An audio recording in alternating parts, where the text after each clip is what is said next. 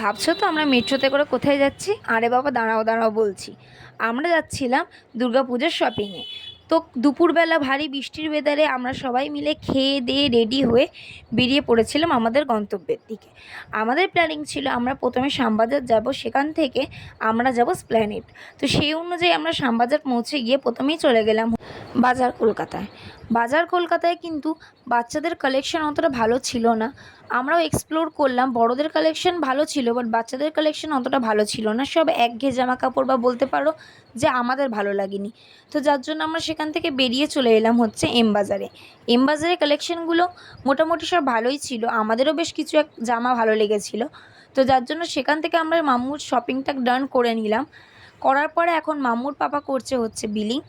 আর মাম্মুর shopping তো হয়ে গেছে, কিন্তু আমাদের শপিংটা এখনও বাকি আছে। আমাদের শপিং ব্লগটা কিন্তু পুরো আছে আমার চ্যানেলে, অবশ্যই গিয়ে চেক আউট করে আসো।